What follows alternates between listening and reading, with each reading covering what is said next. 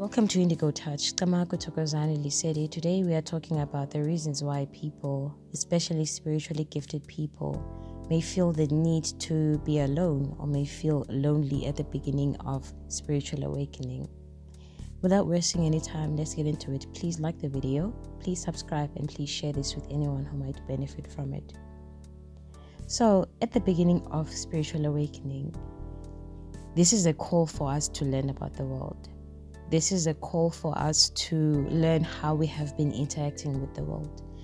And this is usually accompanied by a question: what is my place in the world?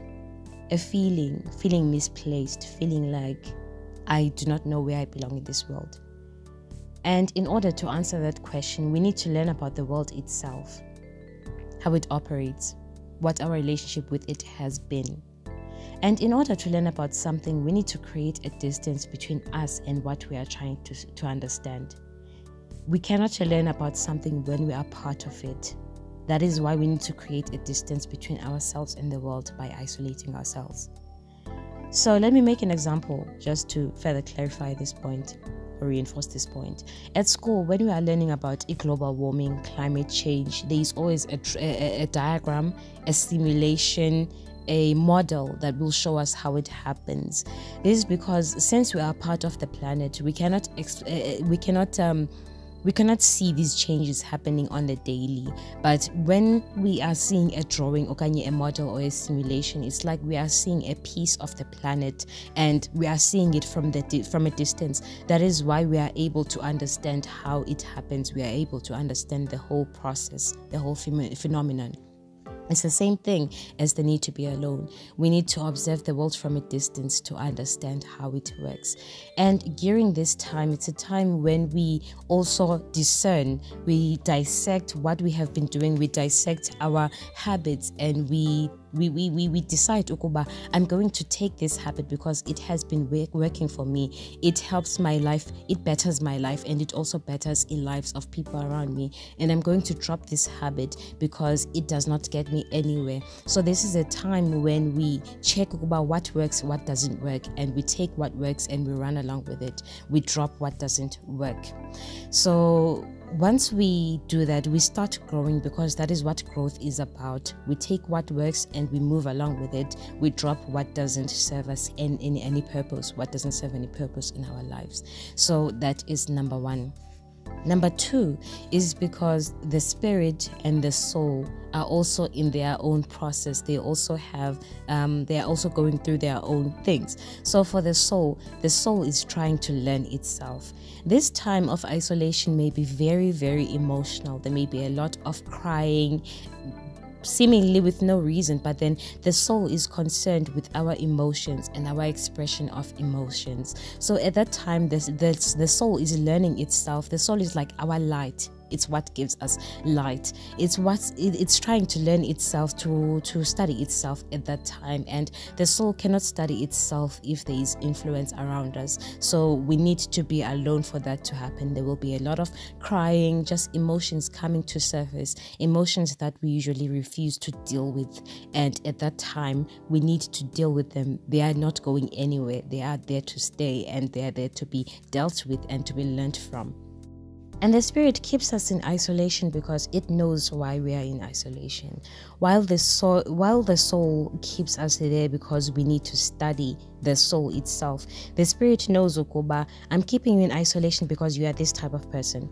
For example, there are people who are sponges, people who absorb energies. If these people are always in social settings, are always between people, then these people will keep absorbing and absorbing and absorbing and absorbing, and that will cause, some confusion, and sometimes it causes this person to feel drained because they are also negative people. So when we are amongst negativity takes mercilessly. It does not give, it just takes. So when we are in a negative space, then we lose energy.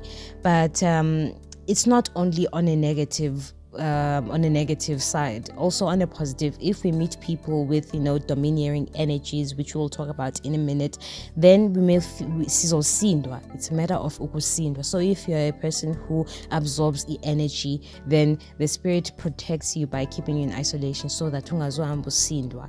And if you're a person with a domineering energy, uzosinda abanye abantu. So this is a way of also protecting ourselves, because abantu will start questioning about why usinda, and you know, those questions lead to answers that we don't necessarily want out there.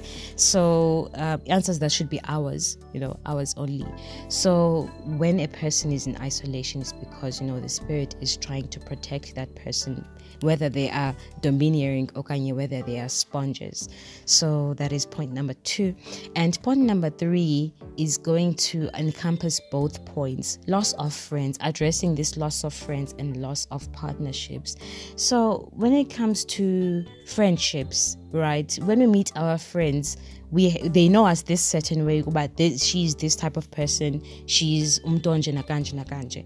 But then at that moment, when we start letting go of some habits and going along with some habits, the habits we let go may be habits that to our friends they made us. So for example, if I was a person who loved going out, but at that time when I'm discovering myself, I just realized, but you know what, going out is not really helping me in any way. So how about I just continue with doing sit-ins, you know, or something like that. That's just a very tame example.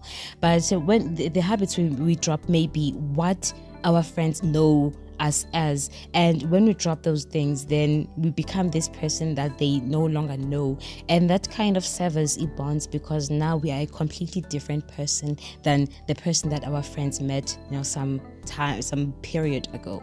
So that will lead to, you know, loss of friendships ultimately, and relationships. The person we once were is no longer there, and we no longer align with our friends. Our friends no longer align with us, so they have to go. We should not take this the negative way and start calling people fake and start calling people they are intimidated by our gift. Chances are these people who have left are not intimidated. They probably are not aware, they probably don't care. But when a person comes into our lives, they come to do something and they have to leave. You may find that sometimes even our friends are the ones who trigger us to, you know, who help us to grow, who trigger us into this mode of finding ourselves.